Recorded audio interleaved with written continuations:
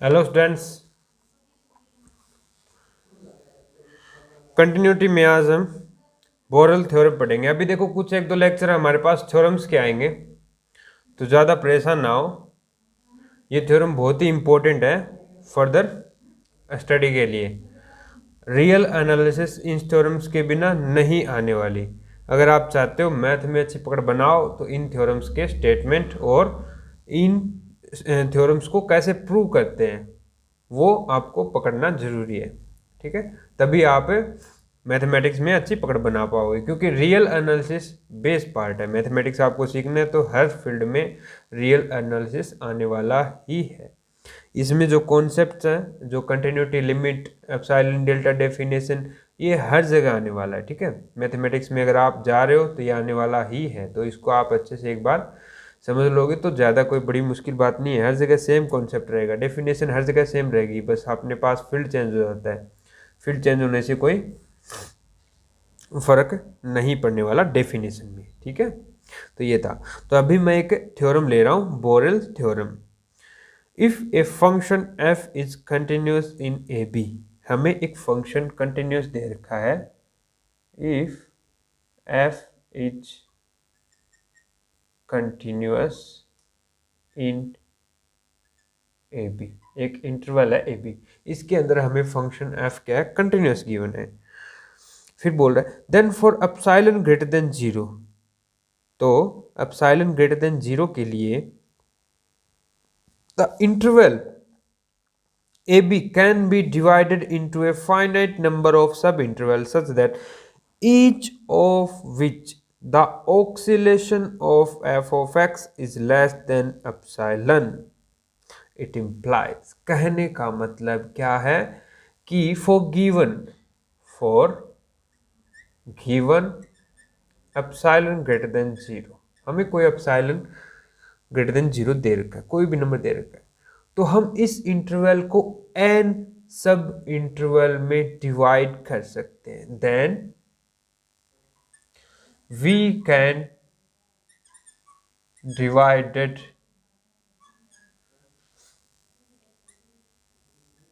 A B to n sub interval such that mod f of x1 minus f of x2 is less than epsilon for all x1 x2 belong to i n। इस i n का मतलब यानी कि इसको हमने n सब interval में divide किया ना, तो कोई एक i n है, हमने तो n में डिवाइड कर दिया, तो कोई भी एक सब इंटरवल उठा लेंगे, उसमें से अगर कोई x1 x2 ले लिया, उठा लिया, तो फंक्शन की x1 पे वैल्यू और x2 की वैल्यू, इनका डिफरेंस लेस देन एप्सिलॉन से कम कर सकते हैं।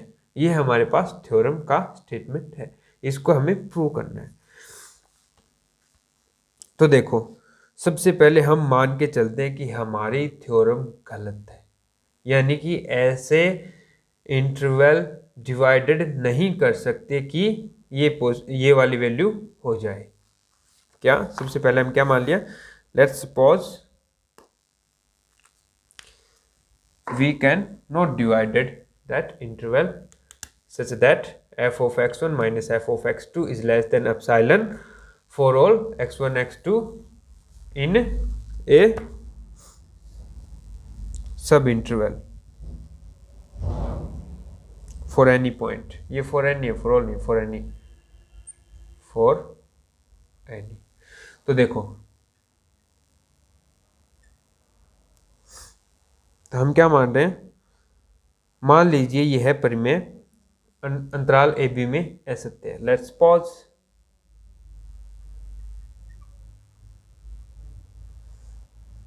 Theorem is false.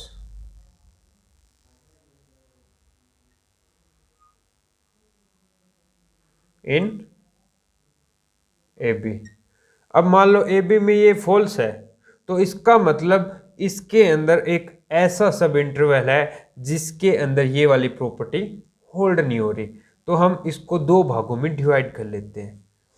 ठीक है, दो भागों में डिवाइड कर लिया कि A to C और सी टू बी, सी जहां कोई ना कोई इसके बीच का नंबर है, तो हम बीच का ही मान लेते हैं। सी को क्या मान लिया, ए प्लस बी बाय टू, ये मिड पॉइंट हो गया ए बी के।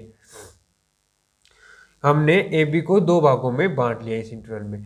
इसका मतलब ये वाली प्रॉपर्टी या तो इसमें होल्ड नहीं हो रही, अदरवाइज इसमें होल्ड नहीं हो रही, किसी एक में होल्ड नहीं हो रही, ये तो डेफिनेट श्योर है, या दोनों में भी नहीं हो सकती है, ठीक है।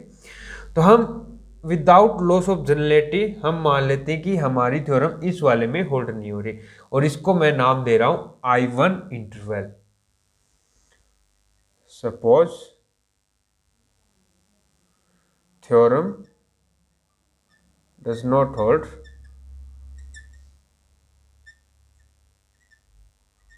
in CB, that is I1, या फिर इसको दूसरा नोटेशन दे दो A1 B1, ठीक है, दूसरा नोटेशन दे दिया, कोई दिक्कत नहीं, notation adjust, okay.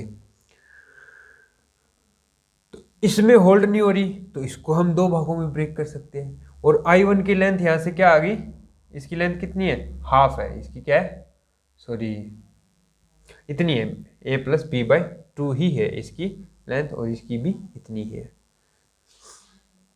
Sorry B minus A by two है ये,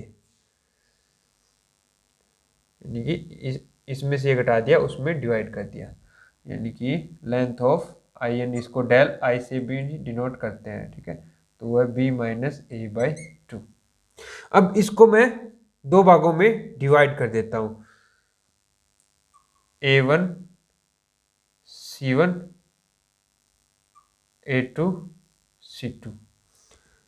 अब किसी न किसी एक में होल्ड नहीं हो रही, तभी तो इसमें नहीं हो रही इस इंटरवल में, तो हम विदाउट लॉस ऑफ जनरलिटी मान लिया ये वाले में नहीं हो रही, और जिसका मैं नाम दे रहा हूं I2, यानी कि A2 B2, और जिसकी लेंथ क्या है, डेल I2 की लेंथ है B माइनस ए, ये ऑल ओवर चार भागों में डिवाइड हो गया, 2 की पावर 2। सिमिलरली ऐसे इसको ब्रेक करते जाएंगे करते जाएंगे करते जाएंगे, और हम ऐसे ऐसे आई एनथ इंटरवल निकाल लिया, जो क्या है AN BN, और जिसकी लेंथ कितनी है, B minus A by to की पावर N है, ठीक है, ये इसकी लेंथ है, ओके। यहां तक हमने कर लिया हमारा काम, ओके। अब हम इस इंटरवल की सीक्वेंस बनाएंगे, कैसे, ये वाला इसके ऊपर वाले में कंटेंट है, ये वाला इसके ऊपर में कंटेंट है, ये वाला इसके ऊपर वाले में कंटेंट है, ये वाला इसके ऊपर वाले में कंटेंट है। I2 इसके अंदर कंटेंट है ना, श्योर लिया ना, क्योंकि इसके हमने दो पार्ट किए थे, इनमें से एक लिया था हमने I2 को, यानी कि ये इसमें कंटेंट है, ये वाला भी इसमें, I2 श्योरली इसमें कंटेंट है, I3 I2 में कंटेंट है, तो कुल मिला के ये सारे आपस में कंटेंट है। कैसे, I1 contents, I2 contents, I3 contents, I4 और कंटेंट्स IN, ऐसे ये सीक्वेंस चल रही है। और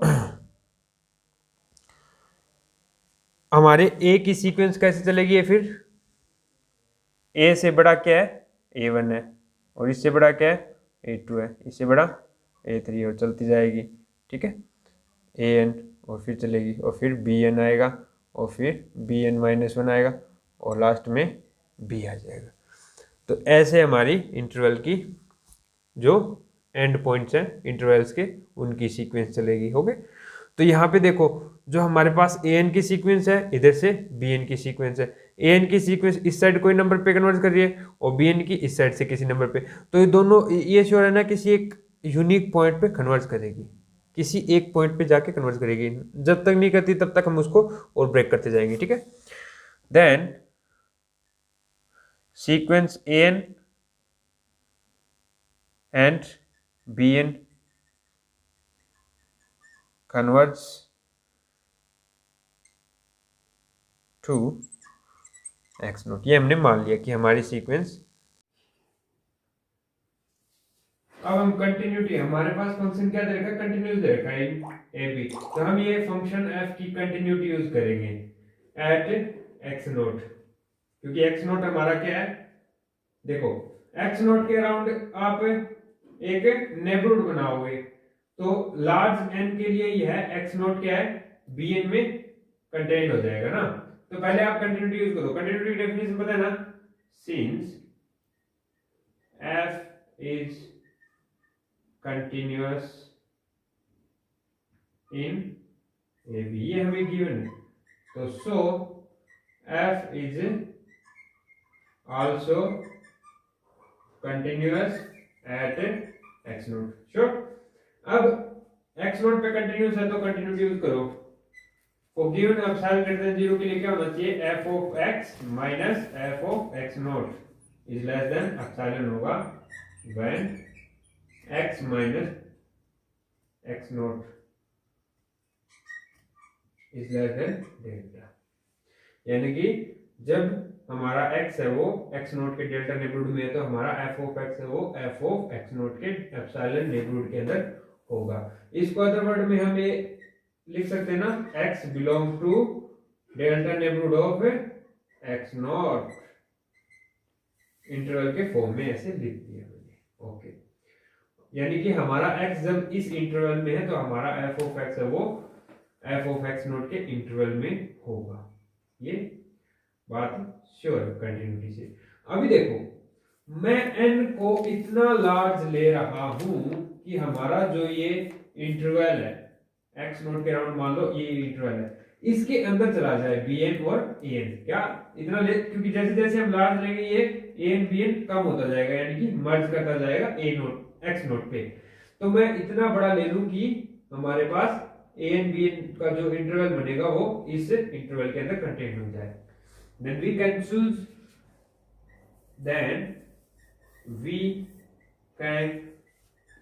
choose large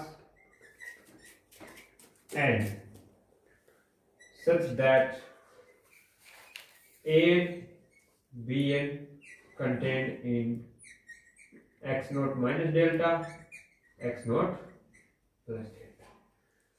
ओके, ठीक है। इसका मतलब हमारे पास इस इंटरवल में कोई भी x हो उसके ऊपर ये वाली प्रॉपर्टी होल्ड होने वाली है। ओके, तो अब हम इसके दो पॉइंट चूज करते हैं। लेट